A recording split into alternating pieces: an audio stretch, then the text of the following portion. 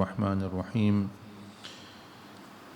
فويل للمصلين الذين هم عن صلاتهم ساهون الذين هم يراءون ويمنعون الماعون صدق الله العظيم اللهم صل وسلم وبارك على سيدنا محمد وعلى آله وأصحابه السلام علیکم ورحمۃ اللہ وبرکاتہ۔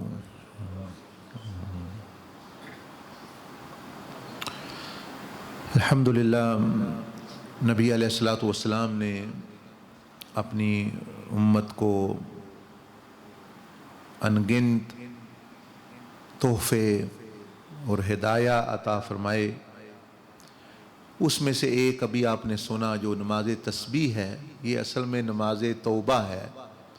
جس بندے سے کوئی گناہ ہو جائیں یا سمجھے مجھ سے زیادہ ہو گئے ہیں تو فکر لگ جائے تو آپ علیہ السلام نے یہ تحفہ امت کو دیا اپنے چچا حضرت عباس رضی اللہ تعالی عنہ کے وسیلہ جلیلہ سے، کہ جو بندہ یہ پڑھتا ہے نماز، اس میں کیونکہ ایسے ذکر ہیں، ایسے اذکار ہیں کہ اس سے بندے کے اللہ کے فضل سے، رحمت سے، صغیرہ کبیرہ، چھوٹے بڑے پرانے نئے، خلوت میں کیے، جلوت میں کیے، تنہائی میں کیے، بندوں میں کیے ہوئے، تو وہ گناہ اللہ پاک اپنے فضل سے معاف فرماتا ہے اور بندہ اس طرح ہو جاتا ہے جیسے وہ آج پیدا ہوا ہے۔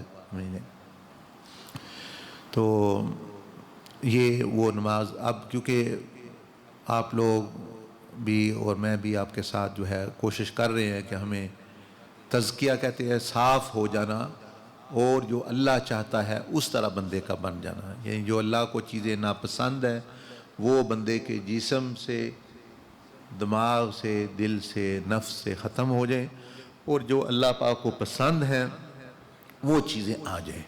اس کو کہتے ہیں تزکیہ۔ اس میں دونوں مفہوم ہوتے ہیں، یعنی زبان سے مثلا جھوٹ، چغلی، غیبت، بہتان یہ ختم ہو جائے، صدق، سچائی، ذکر، نصیحت، خیر خواہی یہ جو ہے وہ اپنا آ جائے، تو یہ مقصود ہوتا ہے۔ تو ہم کیونکہ اس لیے آئے ہیں، تو اگر ہماری نماز بھی درست نہ ہو یا گناہ رکاوٹ بن رہے ہیں، چلو آئندہ تو بندہ بچے گا، کوشش کرے گا، لیکن جو پچھلے ہیں تاکہ وہ رکاوٹ نہ بنے، وہ یہ نماز کی برکت سے وہ جو ہے وہ یعنی اللہ پاک معاف فرماتا ہے۔ لیکن اس سے پہلے دو چار چیزیں بہت ضروری کہ جو اگر بندے میں ہوں تو اس کی کوئی نماز، نہ نماز تسبیح، نہ نماز تہجد، نہ جو ہے دوسری جو نمازیں ہیں وہ قبولیت کے درجے کو نہیں پہنچتی۔ بس وہ حدیث کا مفہوم آپ کے سامنے پیش کرنا ہے۔ آپ علیہ السلام نے ایک مرتبہ ارشاد فرمایا کہ اوحى اللہ تعالی الی، کہ اللہ پاک نے میری طرف وحی کی، یا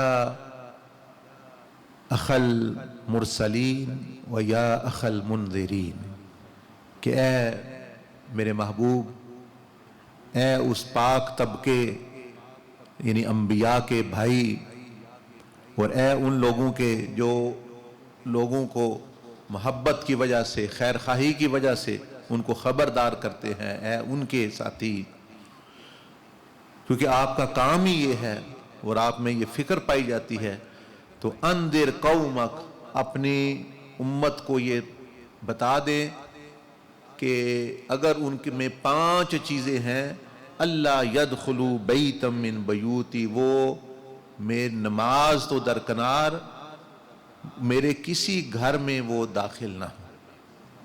وہ مہربانی کریں، مطلب یہ کہ نہ کعبہ شریف، نہ مسجد نبوی، نہ کچھ ہے، نہ عمرہ، نہ حج۔ میں اتنا سخت ناراض ہوں کہ وہ اگر کسی میرے گھر میں بھی داخل ہوں گے، یا اللہ کے جو بندے ہیں ان کو تو نہیں، وہ تو پھر بھی آ جاتے ہیں، تو فرمایا آئیں ضرور، انی العنہ، جتنا وقت وہ میرے پاس یعنی میرے گھر میں رہیں گے، نماز میں رہیں گے، قائما یصلی ما دام قائما یصلی، جتنا وقت وہ نماز میں رہیں گے میری لعنتیں ایک سے بڑھ کر ان پر پڑتی رہیں گی۔ نبی علیہ السلام پریشان ہو گئے کہ بندے اب نماز کی طرف آئیں، مسجد کی طرف آئیں اور رحمت کو مغفرت کوئی اچھی ان کو چیز ملے، ان کو جو لعنتیں لے کر وہ واپس جائیں. یہ کتنی خطرے کی بات ہے، کتنی فکر کی بات ہے. اور یہی ہو رہا ہے بہت سارے لوگوں کے ساتھ. وہ کہتے بھی ہیں جی ہم جی نماز پڑھ رہے ہیں، ذکر اذکار باتیں عمرے بھی کر رہے ہیں، کوئی اللہ کا قرب جیسے اللہ کی دوستی ہوتی ہے، جو اللہ پاک سے ایک تعلق بنتا ہے وہ کوئی نہیں بن رہا. تسبیحاں پھیرے جا رہے ہیں، دل پھر نہیں رہا. تسبیح بھی ایک میسج دیتی ہے، کہتی ہے جس طرح میں پھر رہی ہوں تم بھی پھرو، تم بھی اپنا رخ بدلو، تم بھی اپنا طریقہ بدلو. تو اس لیے یہ تسبیح میں بھی پیغام جو صوفیان اہل اللہ وہ جو دیتے ہیں یا وہ کہتے ہیں رکھو، تو اس میں پیغام ہوتا ہے کہ بھئی یہ پھر رہی ہے، تمہیں سبق ملے کہ ہم بھی جو ہے وہ اللہ کے ذکر کی طرف پھریں اور ہمارے دل بھی اللہ کی طرف جو ہے پھریں. تو تاکہ پچھلی نمازیں تو چلو جو ہو گیا، اب جو ہے آئندہ ہمارا نقصان نہ ہو کہ بھئی رحمت کی بجائے لعنتیں لے کے ہم آ جائیں، تو بڑی خطرے کی بات ہے. تو نبی علیہ السلام نے اس حدیث قدسی کو جو ہے وہ بیان کیا، تو وہی آپ کے سامنے تو بیان کرنا ہے. تو یہ تو ویسے چلو اردو میں بھی لکھی ہے حدیث. وہ رسول اللہ صلی اللہ علیہ وسلم نے فرمایا کہ اللہ پاک نے مجھ پر وحی فرمائی، اے رسولوں کے بھائی، اے ڈرانے والوں کے بھائی، اپنی امت کو مطلع کر دیں، خبردار کر دیں، اگر ان میں یہ 5 خصلتیں ہوں تو میری عبادت کے کسی گھر میں داخل نہ ہوں، نہ کعبہ میں، نہ مسجد اقصی میں، نہ مسجد نبوی میں، نہ کسی محلے کی مسجد میں. اللہ پاک فرماتا ہے اپنی امت کو بتا دے کہ اگر ان میں یہ 5 چیزیں ہیں تو وہ کسی مسجد میں نہ آئیں. تو بھئی یہ کون لوگ ہیں؟ اگر یہ آ جائیں تو فرمایا کہ رحمت کی بجائے ان پر میری لعنت ہوگی. اب وہ 5 بری خصلتیں کیا ہیں وہ میں نے اور آپ نے جان کے اور ان کو زندگی سے نکالنا ہے. سننا نہیں ہے، صرف جاننا نہیں ہے. سننے اور جاننے والے تباہ و برباد ہو گئے، جنہوں نے پھر آگے یعنی آگے جو ہے وہ عمل میں نہیں لے کے آئے. اللہ پاک نے قرآن مجید میں فرمایا کہ یہ جو اہل کتاب ہیں، الذین آتینہم الکتاب یعرفونہ کما یعرفون ابناءہم، کیا محبوب صلی اللہ علیہ وسلم یہ اہل کتاب مطلب کئی لوگ جو ہیں وہاں، یہ اس طرح آپ کے بارے میں معرفت آپ کی رکھتے ہیں کہ جس طرح اپنے بچوں کو پہچانتے ہیں. کوئی شک نہیں ذرہ برابر کہ یہ اللہ کے رسول ہیں، کہ یہ اللہ کے نبی ہیں، لیکن ایمان نہیں وہ لے کے آئے. یعنی جانتے وہ تھے اور ایمان یعنی عمل میں وہ چیز نہیں لے کے آئے تو تباہ و برباد ہو گئے. تو ہمیں بہت سارے لوگ تو ویسے جانتے نہیں، اور جو کچھ لوگ ہیں وہ اس گھڑے میں گر جاتے ہیں. ہم جانتے ہیں، ہمیں پتہ ہے. کل بھی میں نے بات کی تھی کہ پتہ ہونے سے کچھ نہیں ہوتا، پتے پر پہنچنے سے ملتی کچھ چیز. جی مجھے آپ کو کورٹ نے بلایا ہے یا عدالت نے، تو آپ وہ جاتے نہیں ادھر اور کہتے ہیں جی مجھے پتہ ہے، جانا تھا اور پتہ بھی میرے پاس ہے، کورٹ جو ہے لاہور ہائی کورٹ فلاں اس کا ایڈریس ہے، وہ مجھے پتہ ہے، میری حاضری بھی تھی. تو بس یہ تھوڑی بات ہے مجھے پتہ ہے، یہ کوئی کم بات ہے. وہ آپ کو پھر بتائیں گے کم بات. جب پولیس آ گئی پکڑ کے لے گئے، انہوں نے جیل میں ڈال دیے، سمجھ آ جائے گی. اسی طرح یہ جو لوگ دین کے معاملے بھی جی مجھے پتہ ہے، یہ تھوڑی بات ہے مجھے علم ہے، دیکھیں نا مجھے کتنا علم. وہ پتہ چلے گا جب فرشتے آ گئے اسرائیل علیہ السلام، وہ لے گئے پڑھ کے، تو پھر وہ بتائیں گے بھئی یہ پتہ ہونے کے لیے تمہیں نہیں بھیجا تھا، تمہیں اللہ کے قرب اور عبادت، اور یعنی عبادت عمل کو کہتے، وہی اس کے لیے تمہیں پیدا کیا، تو یہ نہیں کیا. تو اس لیے اس ٹریپ سے بھی بندے کو نکلنا چاہیے، اس یعنی گھڑے سے، اس دھوکے سے، کہ علم کے دھوکے میں علم ہی کئی لوگوں کے لیے حجاب بن جاتا ہے. حجاب کیسے بنتا ہے؟ وہ سمجھتے ہیں ہمیں یہی کافی ہے، یہ حجاب بن گیا بس. اور جس نے سمجھا یہ تو ایک ذریعہ ہے، ایک وسیلہ ہے، اس کے بغیر گزارا نہیں، یہ تو گاڑی ہے لیکن میں نے پہنچنا آگے ہے، ان کو فائدہ دے جاتا ہے. اس لیے نبی علیہ السلام نے ایسے علم کی بہت زیادہ مذمت کی ہے، بہت زیادہ اس کو ناپسند کیا ہے. اس سے نفرت کی ہے، اس سے جو ہے مطلب یعنی مکروہ جانا ہے، اتنا کہ جس طرح شیطان سے آپ پناہ مانگتے تھے، شیطان سے پناہ میں شیطان سے یا اللہ مجھے بچانا، اسی طرح فرماتے تھے اللہم انی اعوذ بک من علم لا تنفع، اے اللہ مجھے اس علم سے بچانا جس طرح شیطان سے تو بچاتا ہے، اس علم سے بچانا جس میں نفع نہ ہو، جو علم نافع نہ ہو، جو بندے کو نفع نہ دے سکے، فائدہ نہ بندے کو دے سکے، یا اللہ اس سے مجھے بچانا۔ اور ہمارے یہ ریسرچر اور بڑے بڑے پی ایچ ڈی اسکالر اور یہ لے کے اس کو بیٹھے ہوئے ہیں، ہمارے بڑا پتہ ہے، ہم نے 10 کتابیں پڑھ لیں، 5 کتابیں لکھ دیں اور سمجھتے ہیں ہم نے جو ہے وہ بہت بڑا مارکہ مار لیا۔ یہ کوئی شے نہیں ہے، ایسے ایسے بزرگ ہیں انہوں نے کتاب ہی نہیں، نبی علیہ السلام نے کوئی کتاب ہی نہیں لکھی ہے۔ کوئی آپ کی تو کتاب قرآن، وہ تو اللہ کی کتاب آپ نے لکھا دی، لیکن خود تو پھر بھی نہیں آپ نے لکھی۔ تو اس میں کمال نہیں ہے، کمال بندہ بننے میں ہے اور رب تعالیٰ کی رضا حاصل کرنے میں ہے۔ علم میں جو ہے وہ کمال جب تک کہ وہ علم نافع نہ ہو، نفع علم والا علم نہ ہو، بندہ کوئی فائدہ نہیں اس کا، پھر جو ہے وہ الٹا حجت بن جاتا ہے بندے پر جو ہے۔ لیکن پھر بھی جو ہے یعنی وسیلہ ضرور، اس کو وسیلہ بنائے بندہ آگے جانے کا۔ اب جیسے مثلا یہ گلاس ہے، تو گلاس تو ہے یہ وسیلہ یعنی پانی پہنچانے کا منہ تک۔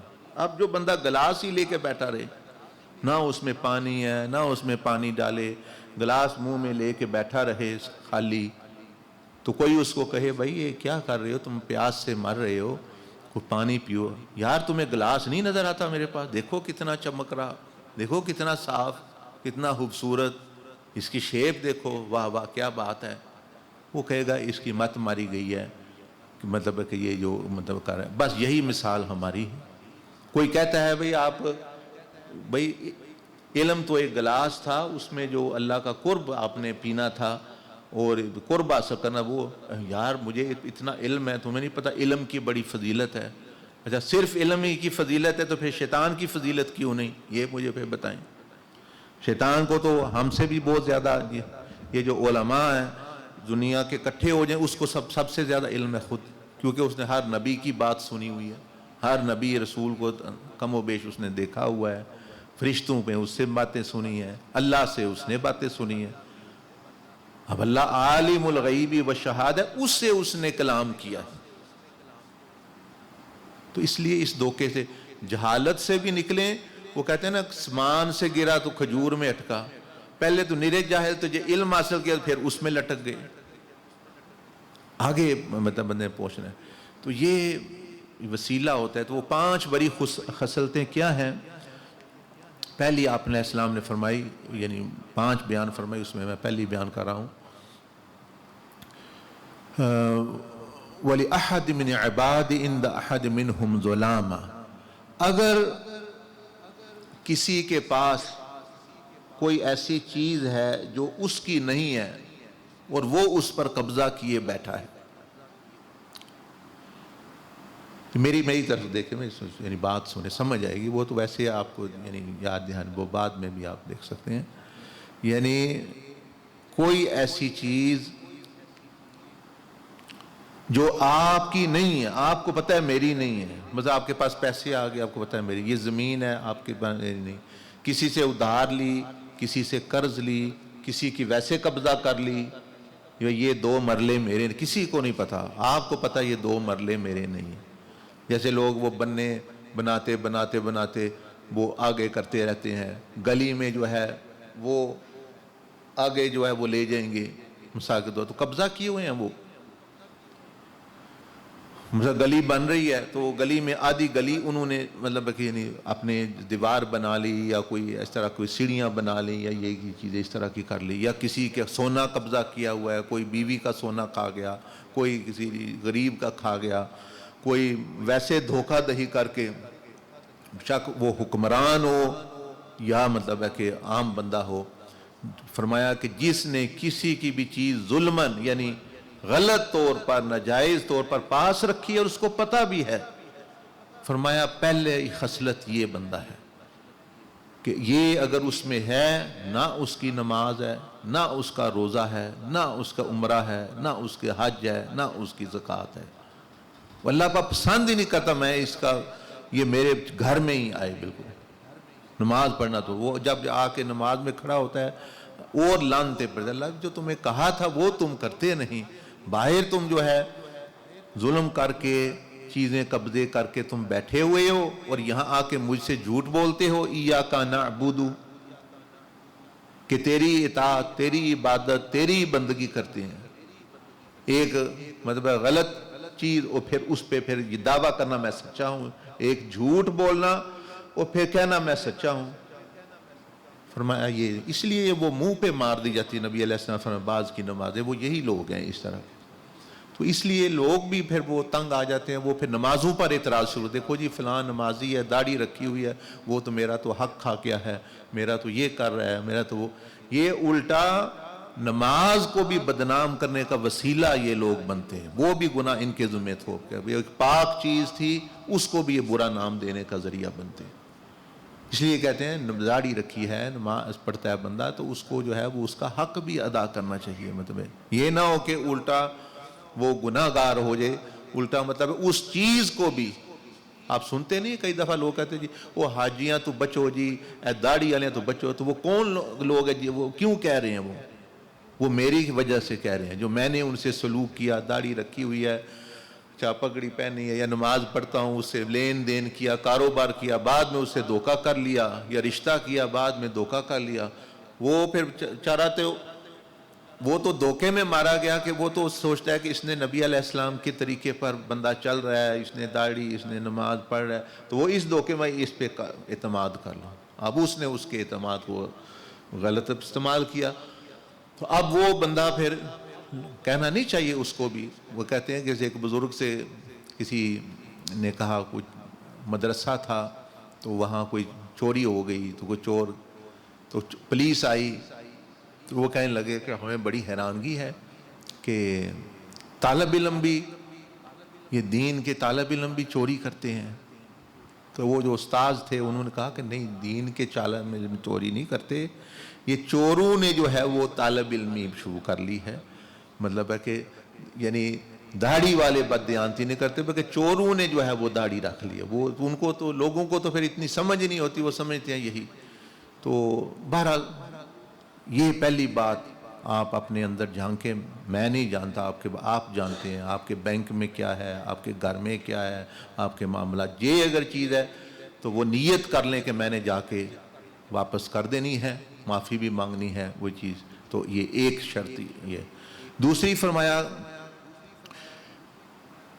وَبِقَلْبٍ سَلِيمًا، کہ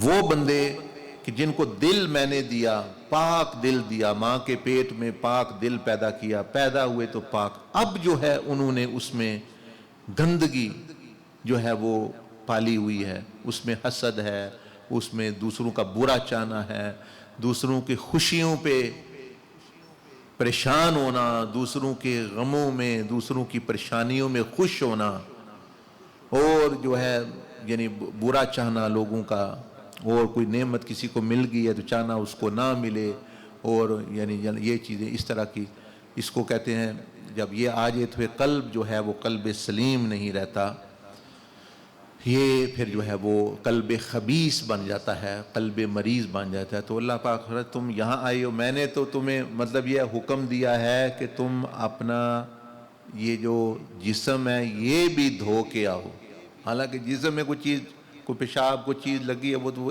اس طرح کی اتنی گندگی نہیں، لیکن تم جو اصل برتن ہے دل، اس کو ہی گند سے بھر کے لے آئے ہو، تو یہ کیا نماز ہے، وہ کیا تم آ رہے ہو؟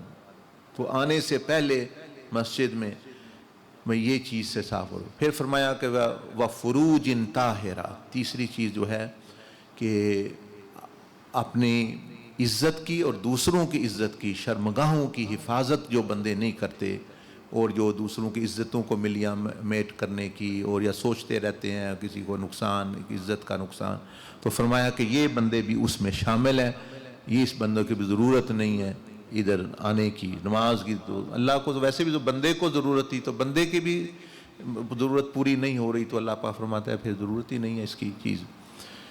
تو یعنی جو عزتوں کی محافظت یعنی شرمگاہوں کی حفاظت نہیں کرتے، جو اپنے مطلب اللہ پاک نے نکاح کا راستہ کھولا ہے، پھر 4 راستے کھولے ہیں، اور ہے وہ بندہ کہلانے کے 4 راستے ہیں آپ جا سکتے ہیں. تو آپ نے 5ویں جو غلط جو مطلب نیچے گند کی طرف گٹر میں جا رہا ہے اس طرف جانا ہے. کون کہے یہ عقل سلیم ہے اس میں یا کوئی سلامتی والی عقل ہے؟ یعنی 4 رستوں سے مراد یہ کہ 4 نکاح کی اللہ نے اجازت دی. تو اب 5ویں میں گٹر جس میں منع کیا نقصان ہے اس میں جانا ہے. تو اللہ فرماتا ہے پھر کیا تمہاری بندگی ہے، کیا تمہارا یہ ہاتھ باندھنا ہے، کیا تمہارا استنجا ہے؟ میں نے تو تمہیں حکم دیا تھا بھئی پیشاب کو بھی پاک کر کے آنا، تم جو ہے اتنی بڑی ناپاکی لے کے پھر رہے ہو، تو یہ کیا نماز ہے تمہاری؟ اسی طرح فرمایا کہ وَأَيْدٍ نَقِيَّةٍ، ساتھ ہی فرمایا کہ اگر جو تمہیں اگر اختیار دیا ہے میں نے، تم باپ ہو یا استاذ ہو یا افسر ہو یا ڈی سی ہو یا وزیر اعظم ہو یا بادشاہ ہو، ایم این اے ہو، ایم پی ہو، تانے دار ہو، ڈی ایس پی ہو، تمہیں جو اختیار دیا ہے اگر وہ تم نے غلط استعمال کیا، اس بندے کو بھی فرمایا کہ نبی علیہ السلام کو فرمایا اس کو کہیں کوئی ضرورت نہیں. پہلی بڑی میں رشوت لے کے مطلب ہے کوئی حال نہیں چھوڑا. سفارش پہ آپ سفارش جانتے ہیں، بندہ کہنے لگا بھئی وہ کیا ہوتا ہے سفارش؟ ایک اچھی سفارش ہوتی ہے، ایک بری سفارش ہوتی ہے. سفارش جو ہے یہ ہوتی ہے جو بری والی ہے کہ آپ مثلا ایک بندے کی کسی کمپنی میں مثلا گورنمنٹ میں نوکریاں آئی ہیں، وہ آپ کے پاس، ہمارے پاس بھی بعض لوگ آتے ہیں جی فلاں آپ کے تو بڑے لوگ واقف ہیں، آپ ہماری سفارش کر دیں، آپ فلاں کو کہہ دو. تو اس کا کیا مطلب ہے؟ اس بیچارے کو خود بھی نہیں پتا. اس کا مطلب یہ ہے کہ کسی کی حق تلفی کرو، یہی سیدھا مطلب ہے.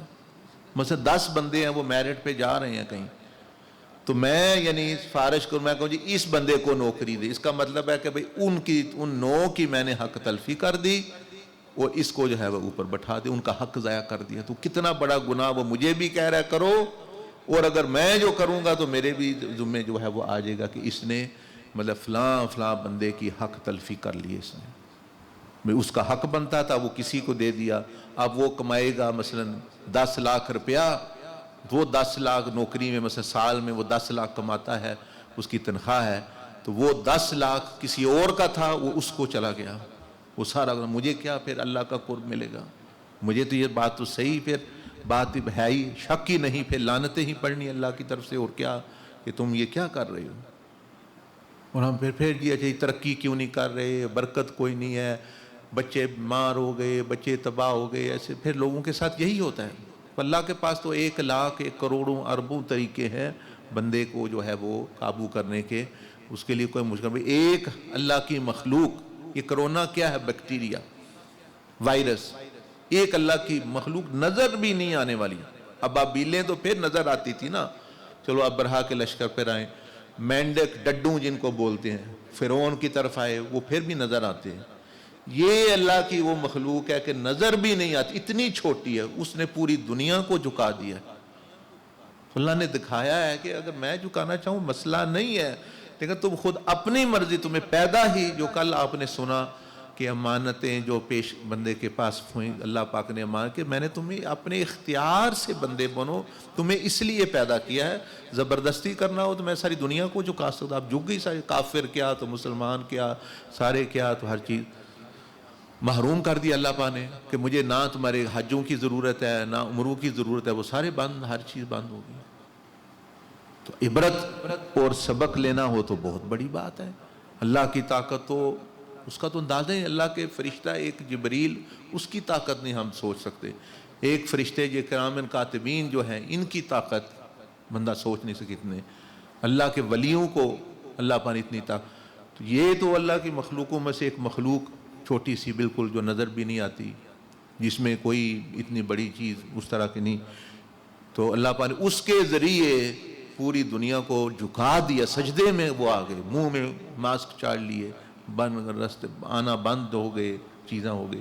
تو یہ چیز تو یہ یعنی ایک چیز ہے اس کے بارے میں حکم ہوا کہ اگر اختیار آپ کو دیا ہے اللہ پاک نے، اس کو جو غلط استعمال کر رہے ہیں، فرمایا کوئی ضرورت نہیں ہے، نہ نمازوں کی نہ حجوں کی، جی میں عمرے پہ جا رہا ہوں، میں جی میلاد شریف کی محفل، وہ نبی علیہ السلام بھی اس پر ناراض ہوتے ہیں، وہ خوش ہوتے ہیں میری امتیوں کو تکلیف دے کے تو یہ میری میلاد کرا رہا ہے، اور مجھے جو ہے نعتیں پڑھ رہا ہے اور پڑھا رہا ہے، اور میری امت رو رہی ہے، یہ عورتوں پر اس نے ظلم کیا، ان کی حق تلفی کی، یہ اے سی جی، یہ ڈی سی جی، یہ ڈی ایس پی، یہ ایم این اے، ایم پی اے، کاؤنسلر، کوئی گھر کا چودھری ہے، کوئی علاقے کا چودھری ہے، کوئی کہیں، مطلب کوئی بھی ای دن نہ کیا، مطلب ہے کہ جس کو اللہ نے ہاتھ یعنی اختیار کچھ دیا ہوا ہے اور اس نے وہ اس کو غلط استعمال کیا ہے، تو اس کے بارے میں بھی ہے،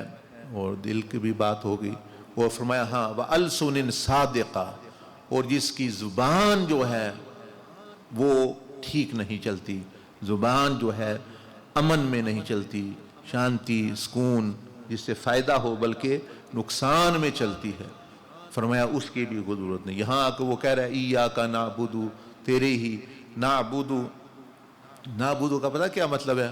ہم تیری ہی عبادت اور اطاعت کرتے ہیں، تو نعبد جمع کا صیغہ ہے، تو جب بندہ اکیلا پڑھ رہا ہے نماز، اس کے ساتھ تو بندے ہے ہی نہیں، تو وہ کیوں نعبد کہہ رہا ہے؟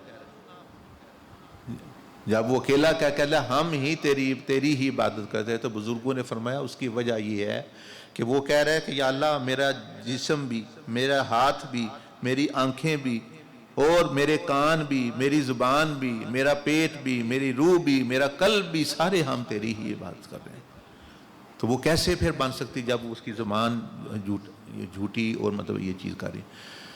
تو یہ 5 چیزیں فرمایا گیا کہ یہ چیزیں ادھر جو بندہ بچے، تو اس میں پھر آخر پہ اللہ پاک نے فرمایا، یہ دیکھیں حدیث عربی میں لکھی ہوئی ہے، فرمایا فَإِن حَتَّى يَرُدَّ تِلْكَ الظُّلَامَ إِلَىٰ أَهْلِهَا، ہاں اگر وہ یہ چیزیں چھوڑ دے، چیزیں واپس کر دے جو ظلم کیا ہوا ہے، توبہ کر لے، فَإِن فَعَلَ أَكُونَ سَمْعَهُ الَّذِي يَسْمَعُ بِهِ، تو میں پھر اتنا قرب اس بندے کو دوں گا، اس کو اپنا ولی بنا لوں گا کہ اس کے کان بن جاؤں گا جس سے وہ سنتا ہے، پہلے تو شیطان کی بولی سنتا تھا، اب وہ میرے حکم کے مطابق سنتا ہے، اس لیے میں اس کے کان بن جاتا ہوں۔ کیوں؟ کان سے کیا مراد کہ بھئی میری جو میں چاہتا ہوں وہ سنتا ہے، وَأَكُونُ بَصَرَهُ الَّذِي، میں اس کی آنکھیں بن جاتا ہوں جس سے وہ دیکھتا ہے، مطلب کیا کہ میرے حکم کے مطابق اب دیکھتا ہے، اب اس کی آنکھیں ادھر ادھر نہیں جاتی ہیں۔ وَيَكُونُ مِنْ أَوْلِيَائِي وَأَصْفِيَائِي، یہ لے آئیں اسکرین جو ہے، وَيَكُونُ أَوْلِيَائِي مِنْ أَصْفِيَائِي، اور اس کو میں اپنے دوستوں میں، اور دوستوں میں نہیں بلکہ اپنے خاص بندوں میں شامل کر لیتا ہوں، اور وہ یعنی وہ فرمایا کہ وہ یکون، آگے بھی ہے اس کا کوئی یکون جاری، وہ جنت میں میرا خاص ان کو قرب حاصل ہوگا، جو ہے جنت میں ایک خاص قرب جو ہے اللہ پاک نے فرمایا کہ ان کو حاصل ہوگا، اور وہ انبیاء، صدیقین، شہداء اور صالحین کے ساتھ جو ہے وہ بندہ ہوگا۔ تو یہ وہ میں نے ہے تو یہ لمبی یہ تشریح اس کی، لیکن مختصر سا آپ کے سامنے بیان کر دیا۔ یہ 5 چیزیں موٹی موٹی کہ زبان جو کیا سو ہو گیا، یا اللہ تیری مخلوق ہے، تو نے ہمیں دی تو اب نہیں استعمال، قلب یعنی دل میں وہ جو برائی ہے وہ ختم کرنا، وہ کرنا ختم ہو جائے، شرمگاہ کی حفاظت کرنا، اور پیٹ یعنی حرام سے اپنا پرہیز کرنا، اور جو ہے یعنی ہاتھ جو ہے وہ چیزیں، تو یہ ہاتھ اس میں 5 چیزوں کا ذکر ہے، ہاتھوں کا، زبان کا، قلب کا، پیٹ کا، شرمگاہ کا، اسی کا نام تزکیہ ہے۔ اس لیے یہ جو 7 اعضاء کا جو بتایا جاتا ہے آپ کو یا ابھی سکھایا جائے گا، وہ اسی لیے کہ یہ پاک ہوں تو بندہ دنوں میں اللہ کی دوستی حاصل کر لیتا ہے، اور اگر یہ نہیں تو نمازیں پڑھ پڑھ کے، روزے رکھ رکھ کے سوکھ جائیں، اللہ کی دوستی نہیں ملنے والی، لعنتیں مل سکتی ہیں۔ اگر یہ کام بندے نے نہیں چھوڑنے. اس لیے دیکھیں نماز 9 سال بعد 5 نمازیں آئیں. 9 سال بعد معراج کی رات تھی، 9واں سال تھا نبوت کا. آپ علیہ السلام سفر طائف کے بعد آسمانوں پہ ایک رات میں تشریف لے گئے، اور اس رات کو 50 نمازیں ملی، لیکن پھر 5 ملی، 5 ہو گئیں. تو وہ نمازیں 9 سال بعد 5 نمازیں ملی. تو پہلے 9 سال صحابہ اکرام کیا کرتے رہے؟ وہ یہی ان چیزوں کو پاک کرتے رہے، اپنا تزکیہ اور اللہ اور اس کے رسول سے تعلق اپنا درست کرتے رہے. تو یہ تو عبادات اپنی ان کا تعلق ہے. پھر جو ہے اندر معاملات جو ہیں، یعنی بندوں کے ساتھ معاملات، جو ان چیزوں کو استعمال، عبادت ایک ٹریننگ ہوتی ہے، وہ ایک مشق ہوتی ہے کہ ان ہاتھوں، کانوں، آنکھوں کو کیسے استعمال کرنا ہے. تو ٹریننگ کرنا. یہ تو ہو گیا وہ حدیث شریف. اب جو ہے تھوڑا سا وہ روحانی نماز بھی، نماز تسبیح پڑھیں گے، تو اس کے بارے میں جو ہے وہ انشاءاللہ. اللہ اکبر، استغفر اللہ، بسم اللہ الرحمن الرحیم، لا حول ولا قوة. ہاں، نماز تسبیح میں تسبیح پڑھی جاتی ہے اللہ کی، تو اس کا مطلب یہ ہے کہ اللہ کے ساتھ بندے نے رہنا ہے، یعنی اللہ پاک کے قرب میں، اللہ کی رضا میں ادھر ادھر نہیں جانا. ہمارا مسئلہ یہ ہے کہ جس طرح میں نے کہ نماز کے اندر بھی ایک نماز ہوتی ہے. نماز کے اندر بھی نماز ہوتی ہے. نماز کے اندر کیا نماز ہوتی ہے؟ ایک تو ہم نے نماز پڑھ رہے ہیں، نماز تسبیح. ایک نماز کے اندر بھی جب تک وہ نماز نہ پڑھے یہ نماز قبول نہیں ہوتی. اس نماز کو کہتے ہیں خشوع اور حضوری، کہ اللہ پاک میرے ساتھ ہے، مجھے دیکھ رہا ہے، سن رہا ہے. یہ نماز کے اندر کی نماز ہے، یہ نماز کی بھی نماز ہے. تو اس کے بارے میں جو ہے، لیکن موٹی موٹی بات آپ کو سے بتا دیں کہ کیونکہ بندے کہتے ہیں ہمارے خیال ادھر ادھر چلے جاتے ہیں. اب نماز تسبیح ہم نے پڑھنی ہے، یہ اسکرین لگائیں. اب نماز تسبیح ہم نے پڑھنی ہے، اس میں آپ نے ان میں سے کوئی بھی تصور کر سکتے ہیں. آپ نے تصور کرنا، صرف ذہن کے ساتھ سوچنا ہے تاکہ ادھر ادھر ذہن نہ جائے. سوچیں کہ آپ نبی علیہ السلام کے دور میں جا کے مسجد نبوی میں نماز پڑھنا چاہتے ہیں. ادھر اپنا خیال لے جائیں، صحابہ اکرام کے ساتھ، حضور علیہ السلام کے ساتھ. سوچیں آپ جسم تو نہیں، لیکن آپ کی روح جو خیال کی صورت میں سفر کر کے جو ہے وہ جا رہی ہے پہاڑوں میں، مسجد نبوی کے پہاڑوں میں. یہ اوپر سے پرانی مسجد نبوی جو ہے وہ آپ کو جو ہے وہ نظر آ رہا ہے نقشہ. یعنی یہ صحابہ اکرام کے گھر اور ارد گرد یہ ریاض الجنہ والا حصہ، یہ اصحاب صفہ والا حصہ، یہ وہ ہے. وہ بھائی وہاں بھائی اس مسجد میں میں نے جا کے وہ گویا یہ آپ وہاں قدیم مسجد نبوی میں آپ وہاں جا کے نماز. ایک تو یہ تصور، یا یہ باندھ لیں اس طرح کا، یا پھر خانہ کعبہ کی طرف باندھ لیں، ادھر سفر کریں اسی طرح تصور کے ساتھ، اور پرانا خانہ کعبہ اور کعبہ شریف میں جا کے آپ نماز ادا کر رہے ہیں. اللہ کی حضوری ذہن میں ضرور رکھنی ہے، اللہ پاک میرے ساتھ ہے، مجھے دیکھ رہا ہے، سن رہا ہے. یا پھر آگے بیت المقدس کی طرف سفر کر لیں، مسجد اقصیٰ کی طرف. تو وہ مسجد اقصیٰ، یہ سارا جو ایریا ہے یہ مسجد اقصیٰ، اسی کو یہ حرم اقصیٰ ہے. تو یہ اس میں ساری جو ایریا ہے یہی مسجد اقصیٰ میں شامل ہے. کئی لوگ اس کو مسجد اقصیٰ کہہ رہے تھے، کئی اس کو، یہ سے ویسے نام رکھے ہوئے ہیں، لیکن وہی آپ علیہ السلام کے دور میں جب تو وہ یہ سارا حصہ مسجد کا ہی ہے. بس یہ جو ہے اب بلڈنگ ایک بنی ہوئی ہے، اس کو مسجد اقصیٰ کہتے ہیں کیونکہ وہاں بنی ہوئی ہیں. اس کو مسجد صخرہ کہہ دیتے ہیں کہ اس کے اندر وہ پتھر ہے جہاں آپ علیہ السلام معراج کی رات جو اوپر شریف لے گئے. اور ساتھ ہی جو ہے وہ کعبہ، یعنی جو قبلہ تھا، قبلہ کا ایک دیکھیں جیسے کعبہ شریف ایک پتھر ہے، اس طرح اس کے اندر بھی وہ پتھر موجود ہے جہاں جس طرف رخ کیا جاتا تھا، اور یعنی صخرہ اس کو کہتے ہیں. تو وہاں جائے اس کا تصور کر لیں کہ وہاں جا کے بندہ، ہم تو ہیں کعبہ شریف لیکن نماز چلو اس مسجد میں پڑھ رہے ہیں. یا پھر آسمانوں کی طرف سفر کرے، آسمانوں کی طرف جا رہے ہیں، نماز معراج بھی ہے، آسمانوں کے دروازے ہیں اوپر اللہ پاک کے قرب میں. فرشتوں کے ساتھ بندہ عبادت کر رہا ہے. تو یہ 3-4 جو ہے موٹے موٹے تصور دیے ہیں کہ بجائے ادھر ادھر سوچنے کے دنیا یہ وہ چیزیں، مطلب اس طرف کوشش کریں شروع سے ہی آپ ادھر دھیان آپ کا رہے. باقی نماز تسبیح دیکھیں اس میں تھوڑے سا رکوع جو قیام ہے رکوع ہے وہ لمبا ہوتا ہے. تو زبان سے تو آپ نے سبحان اللہ والحمد للہ ولا الہ الا اللہ واللہ اکبر، امام جو ہے وہ 1 مرتبہ پڑھ دے گا، آپ نے بھی اس وقت شروع کر دینی تسبیح پڑھنی. یعنی جب امام شروع کرے آپ بھی پڑھ لیں تو آپ بھی شروع کر دیں. تو جتنی آپ نے پڑھ لی 10 مرتبہ پڑھنی ہے تو وہ 10 مکمل ہو گئی، ٹھیک ہے. نہ ہوئی پھر بھی امام کے پیچھے آپ رکوع سجود کریں گے تو امام 1 مرتبہ پڑھے گا، پھر آپ جو ہے وہ پڑھتے رہیں گے ساتھ آپ بھی. جب آپ قیام میں ہوں گے تو یہ سوچیں کہ میں یا اللہ میں تیری طرف رخ کر رہا ہوں، الحمدللہ رب العالمین، کہ تو رب العالمین ہے، میں مقصد زندگی تو ہے اور مجھے ہدایت عطا فرما، تو رحمان و رحیم ہے. بس یہ تصور ہو اللہ مجھے دیکھ رہا ہے، سن رہا ہے، اور میں اللہ کی طرف سے اللہ کی طرف جو ہے توجہ کر رہا ہوں کہ یا اللہ آج کے بعد زندگی کا رخ جس طرح میں کعبہ سے طرف ہوں تیری طرف رہے گا، وہ مجھے ہدایت عطا فرما، صراط مستقیم پہ عطا فرما، نیک لوگوں کے راہ. بس یہ سوچیں چلتی رہیں جب تک قیام.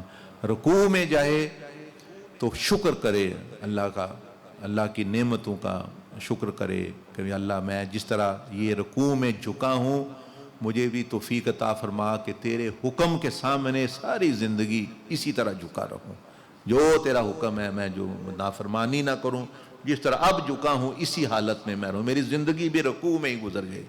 یعنی میرے حکم تو رکوع میں یہ تصور ہو. سجدے میں کیونکہ نبی علیہ السلام نے خود تصور دیا ہے کہ جس نے سجدہ کیا اس نے گویا اللہ کے قدموں میں اپنا سر رکھ دیا. اللہ پاک تو قدموں سے پاک ہے ہماری طرح جسم، لیکن تصور یہ دیا کہ جس طرح بندہ کسی کے قدموں میں سر، اتنا قرب اس بندے کو ملتا ہے. فرمایا کہ سب سے زیادہ تو اس وقت بندہ پھر اس سے لطف اٹھائے کہ میں اللہ پاک سے سب سے زیادہ قریب ہوں، اللہ پاک سے باتیں کرے، اللہ پاک سے معافی مانگے گناہوں کی، اس کا قرب مانگے، اس کی پناہ مانگے. یعنی ایک سجدے میں مثلا گناہوں کی معافی مانگے، کیونکہ جب بندہ سجدہ کرتا ہے تو گویا جیسے حدیث شریف میں آتا ہے جیسا ٹوکری ہوتی گناہوں کی، وہ ٹوکری نیچے گر جاتی ہے. تو جب وہ گر گئی ہے تو اب دوسرا سجدہ کرے گا تو اس میں پھر جو اللہ کا قرب سوچے میں اللہ کی رحمت کے قدموں میں ہوں، اور مطلب یعنی وہ اپنے اللہ پاک سے اپنا تعلق پیدا کرے. تو اس طرح یعنی ایک تو ذہنی تصور دے دیا آپ کو، دوسرا اب آپ کو دے دیا کہ بھئی سوچنا اللہ پاک کی نسبت کیا سوچنا ہے. قیام میں یا اللہ آج کے بعد تو ہی مرکز زندگی ہے، تو ہی مقصود زندگی ہے، تیری طرف ہی میرا رخ ہے، مجھے سیدھا راستہ دکھلا دے، ہدایت عطا فرما دے. قیام میں یہی سوچنا ہے. رکوع میں یا اللہ تیرے سامنے جھک گیا، میری ہر چیز تیرے سامنے، میرا سر، میری کمر، وہ تیرا شکر ہے کہ تو نے مجھے یہ توفیق عطا فرمائی. اللہ کا شکر، نعمتوں پر شکر ادا کرنا، اور یہ دعا کرتے رہنا یا اللہ اسی طرح جھکا رہوں، باہر بھی جہاں تیرا حکم آئے تو میرا سر اسی طرح جھک جائے، سر تسلیم خم ہو جائے تیری بارگاہ میں. اور پھر جب سجدے میں جائے جیسا میں نے کیا تو وہ سمجھے کہ گناہ میرے جو ہے وہ میں نے پھینک دیے، اب جو ہے اللہ سے معافی مانگے وہ گناہوں کو پیش کر کے، اور ساتھ ہی پھر دوسرے سجدے میں کوئی چیز نہ یاد کرے سوائے اللہ کے، کہ اللہ کا قرب اور اللہ کی رضا، کہ بندہ اپنے رب سے سب سے زیادہ قرب کی حالت میں ہے تو اس سے لطف اٹھائے. اس میں جو ہے جیسے ماں کی گود میں اتنا سکون نہیں جتنا سجدے میں سکون ہے اگر بندہ سمجھے تو. اور جس کو ماں کی قدر نہیں وہ کوئی ادھر پیچھے کوئی دنیا کے پیچھے بھاگ رہا ہے، کوئی گرل فرینڈ کے پیچھے بھاگ رہا ہے، ان کو کیا پتہ ماں کی گود کا کیا مطلب، یعنی اپنا کیا ان کے وہ تو غلط طرف چلے گئے لوگ. جو ہے کوئی بیوی کی گود میں رکھ کے بیٹھا ہے، کوئی کچھ کر رہا ہے، کوئی کچھ کر رہا ہے. لیکن جو بندے قدر جانتے ہیں ماں کی، وہ جانتے ہیں کہ ماں کی گود کا جو سکون ہے وہ کسی چیز تو ماں سے بھی 70 مرتبہ زیادہ یا ہزاروں مرتبہ زیادہ سمجھیں. پھر نبی علیہ السلام کے دربار میں سکون ہے، اور پھر اللہ کے دربار میں اللہ کے پاک جب بندہ سر رکھتا ہے تو وہ اپنا وہاں اطمینان، کیونکہ روح جس نے پیدا کی تھی اس کے قدموں میں وہیں آ گئی واپس جو ہے جو کہ تو یہ نماز تسبیح کے دوران اگر تصویری کچھ سوچنا ہے تو وہ آپ کو بتا دیا، ذہن جو ہے وہ یہ اپنا، تاکہ خالی کھڑے نہیں رہنا۔ نماز میں بندہ کچھ کہہ رہا ہوتا ہے، اللہ پاک کو کچھ باتیں کر رہا ہوتا ہے، تو وہ پھر جاری رہے، تبھی پھر اس کو لطف آتا ہے۔ تو ادھر امام اپنا کام کرے گا، آپ اپنا کام کریں گے۔ تو ابھی انشاءاللہ وہ طریقہ انہوں نے بتا دیا آپ کو، اتنا یعنی مشکل بھی نہیں ہے، اور آپ کے لیے بالکل ہی کوئی مشکل نہیں، اس لیے کہ آپ امام کے پیچھے پڑھ رہے ہیں، آپ نے صرف جو ہے اس کو فالو کرنا ہے، پھر ایک دو مرتبہ پڑھ لیں گے تو پھر خود بھی انشاءاللہ پھر موقع مل جائے گا۔ اللہ پاک مجھے بھی آپ کو توفیق عطا فرمائے۔ کوئی بات پوچھنی ہے اس موضوع کے متعلق جو ابھی بات کی گئی ہے، یعنی ابھی نماز پڑھنی ہے یا تصور کیسے کرنا ہے، سوچنا کیا ہے، اس کے متعلق تو پوچھ لیں، پھر ورنہ پھر جو ہے انشاءاللہ ابھی نماز ادا کرتے ہیں۔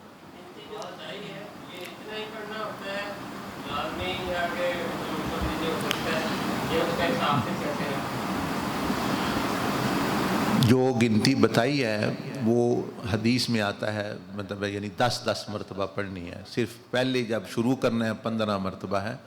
حساب لوگ تو پیسوں کا حساب نماز میں کر لیتے ہیں، آپ تسبیح کا کر لو، اتنے سیانے کیا کیا کرنا ہے وہ سارا نماز میں طے کر لے۔ بہرحال طریقہ اس کا یہ ہے کہ جیسے یہ ہاتھ ہے آپ نے رکھا ہوا مثال کے طور پر، تو مثلا ایک دفعہ پڑھی سبحان اللہ والحمدللہ ولا الہ الا اللہ، یہ چھوٹی چھنگلیاں انگلی اس کو دبا لیا، لانا بھی نہیں ہے، کہیں لانے کی ضرورت نہیں، جیسے یہ دیکھیں میں نے دبا لیا مجھے، پھر سبحان اللہ والحمدللہ ولا الہ الا اللہ واللہ اکبر، پھر دوسری کو دبا لیا، سبحان اللہ والحمدللہ ولا الہ الا اللہ اکبر، تیسری کو صرف دبا لیا، جو چوتھی کو 5، تو 2 دفعہ کریں گے 10 ہو جائے گا، 3 دفعہ کریں گے تو 15 ہو جائے گا۔ تو مثال کے طور پہ پھر دونوں ہاتھوں کو بھی استعمال کر سکتے ہیں، 5 یہ ہو گئی، پھر اس انگلی کو چھوٹی کو دبا لیا، پھر دوسری، تو پورے 10 کی 10 انگلی ہو گئی مکمل۔ تو اس طرح جو ہے وہ یاد بھی اپنا رکھ سکتا ہے، لیکن اگر بھولے سے اوپر نیچے ہو جائے تعداد تو کوئی نماز میں یعنی یہ واجب نہیں ہے، اس لیے کوئی فرق نہیں، یعنی نماز پھر بھی ہوتی ہے اس کی، اور خاص طور پر جب امام کے پیچھے ہے تو امام کے پیچھے کافی سہولتیں ہوتی ہیں کہ اس کے جو غلطی یعنی اس سے کوئی واجب بھی چھوٹ جائے تو امام کے پیچھے وہ بھی معاف ہو جاتا ہے، یعنی اندازہ لگائیں اتنی اس کو جو ہے سہولت ہوتی ہے، تو امام کے پیچھے ویسے ہی، لیکن گنتی حدیث شریف میں آئی ہے اتنی ہی کرنی چاہیے بندے کو، اور طریقہ آپ کو بتا دیا، مثلا قیام میں 1 2 3 4 5، پھر یہ چھوٹی انگلی ادھر ہے جو 6 7 8 9 10 11 12 13 14 15، یعنی دوبارہ اس ہاتھ پہ آئی 15 ہو جائے گا، اگر اس ہاتھ پہ ختم کی تو 10 ہو جائے گا۔ برا اس کے بارے میں فکر نہیں کرا، گنتی نہیں آپ نے سوچنی، میں باتیں عرض کر رہا ہوں کہ اللہ کے بارے میں، مدینہ شریف، کعبہ شریف، مسجد اقصی، عبادت، اللہ پاک کے قرب، اللہ کی رضا، تو یہ اس طرف انشاءاللہ زیادہ خیال کریں، اور اس کو بس انگلیوں کو استعمال کر لیں بس، ٹھیک انشاءاللہ۔ اللہ پاک جزائے خیر عطا فرمائے۔